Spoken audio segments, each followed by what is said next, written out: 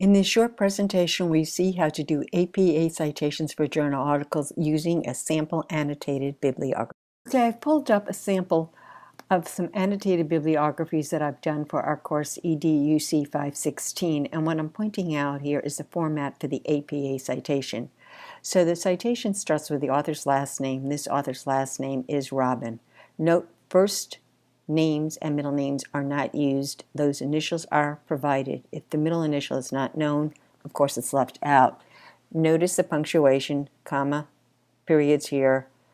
The year of publication goes immediately afterwards in parentheses, followed by a period.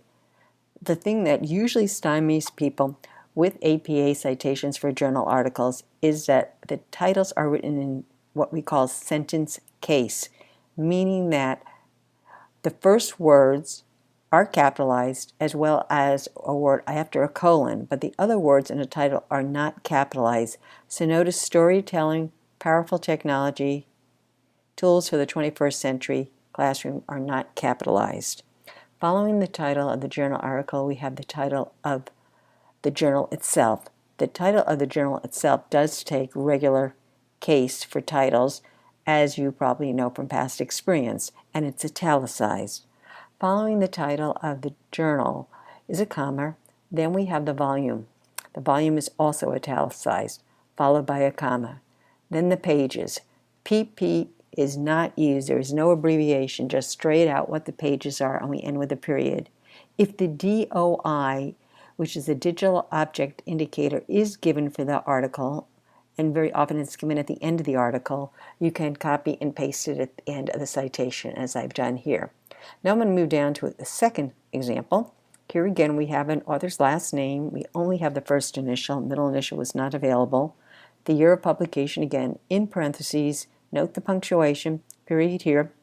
Note again, the title of the article itself uses what we call sentence case. So only the U for using is capitalized. The other words in the title are not capitalized. However, had there been a proper noun somewhere in that title, it would be capitalized. So the rule of thumb is the first letter is capitalized, words after a colon are capitalized, as I showed you in the first example, and proper nouns. Otherwise, all other words in the title of the article take lowercase. They're not capitalized. Now we have the name of the journal, which is italicized and goes back to what we think of as regular title case.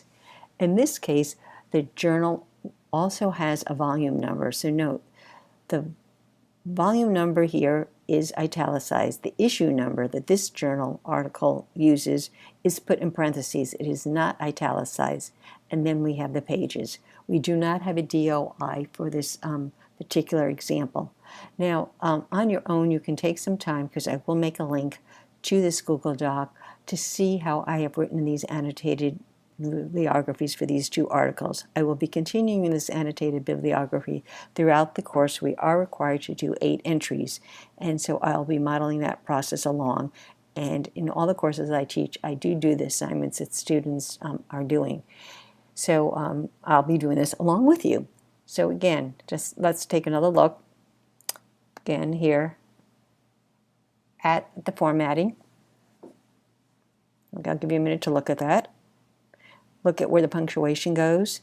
Look where we capitalize, where we don't capitalize, where we italicize. And then I'm going to go down to this example. And the only differences between these two examples is this particular one had an issue number, the prior one did not.